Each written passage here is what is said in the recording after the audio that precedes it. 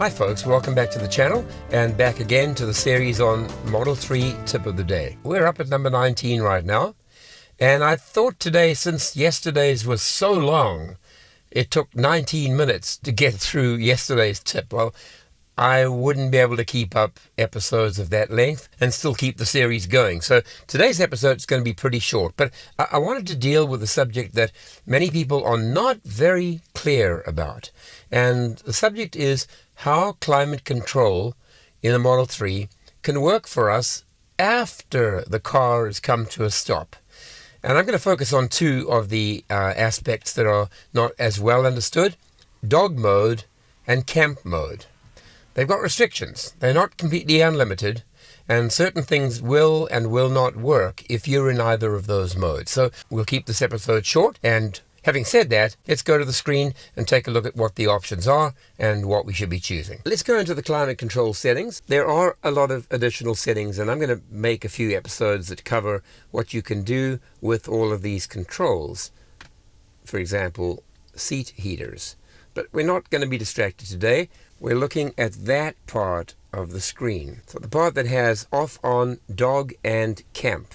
The setting off means that when I get out of the car, the climate control will turn off. If I turn it on, climate control will continue to work even when I'm out of the car or even when the car is off. You can only turn on the dog or the camp mode once the car is in park. And you can see here that we are in park. Let's go and look at camp mode.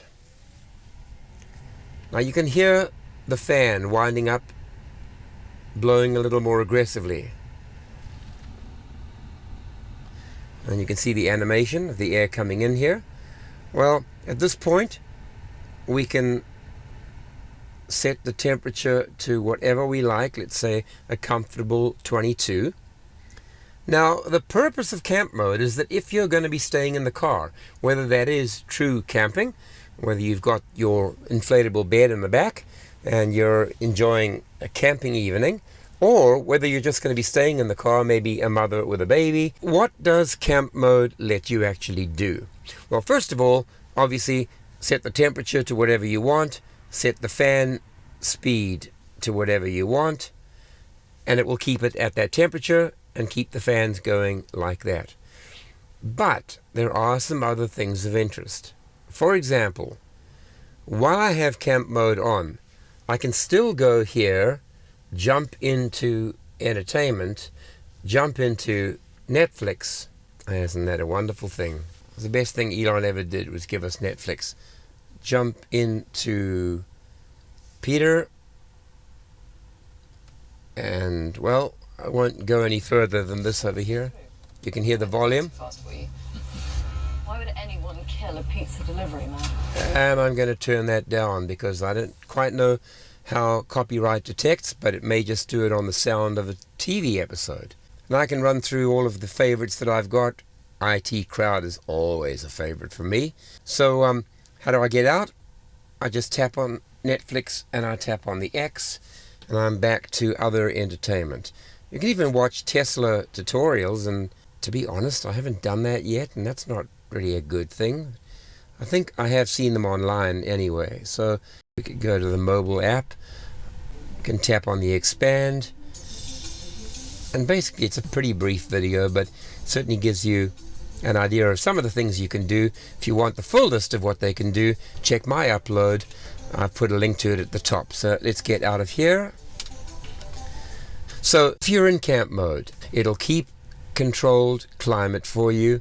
You can just lie in the back on your inflatable bed, look forward at the screen, turn the volume up, and just listen to a beautiful sound. Now, bear in mind, all of this is going to drain the battery. When the battery charge level drops to 20%, you will lose all of these benefits. So clearly, you need to have ensured that you've got enough battery so that it'll last throughout the night. If your battery does drop below 20%, you'll find that you'll get notifications on your mobile app on the phone. Notifications will tell you that camp mode disabled as the battery is less than 20%.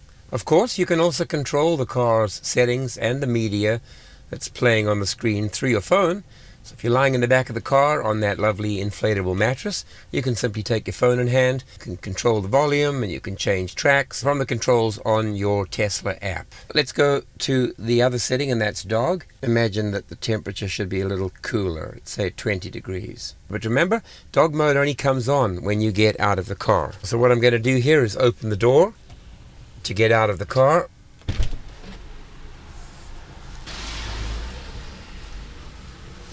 And then you can watch the screen, and we should see the pretty little animated dog appear along with the temperature. So I'm just going to close the door.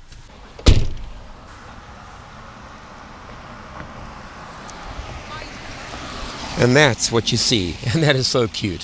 When somebody comes walking past, they're not going to worry about the dog. They're not going to worry about whether or not he's going to be overheating, because his owner's coming back soon. I'm going to get back in, and that should disappear. So with dog mode still being on, we don't need that. So we're going to come back here and turn it off, which means that when we exit the car, it will turn off and there'll be no climate activity. Of course, it doesn't mean that battery cooling and heating will not happen. If the environmental conditions warrant it, the battery will either be heated or it will be cooled. That's going to happen anyway. If we go to safety and security, we'll see that there is a section here entitled Cabin Overheat Protection. If you turn that on, it's going to bring the air conditioner online if the temperature in the car rises too high. If we say no air conditioning, it'll just use the fan. If we turn it off, the temperature will go wherever the heat of that day drives it to. So most of the time, it's probably safer to leave it at the on position. That's it. From here, put it back on off, and I'm going to turn it off completely by holding the icon for 2 seconds. And everything dies. So when you hold that for 2 seconds, everything goes. Tap it to turn it on, hold it in, and everything gets turned off. So that's it for today. I just want to thank you again for supporting the channel, for watching the episodes. You know that one of the best ways to support the channel is to subscribe. Just become a free subscriber. Click notify so that you know when the episodes go up. I want to thank you for the comments, because I do love reading them, and I do my best to try and answer each one, or at least to respond in some way. So keep the comments coming, and keep letting me know what you're interested in seeing episodes about. By the way, shout out to Matthew. I looked at my referral code list, and I found that, Matthew, you ordered a Model 3 yesterday. I think it was yesterday. So I don't know who you are, but maybe you'll drop a comment here and send me a direct tweet. I'd love to catch up with you on your new order. For the rest of you, using the referral code gives you 1,500 free kilometers if you're in Canada, or 1,000 miles if you live in the US. And what does that do? Well, it lets you charge for free at the supercharging stations that Tesla has all over the country. Of course, 1,000 isn't unlimited for life, but it's a pretty good start. And it's a great way to take a holiday to not have to pay for your travel.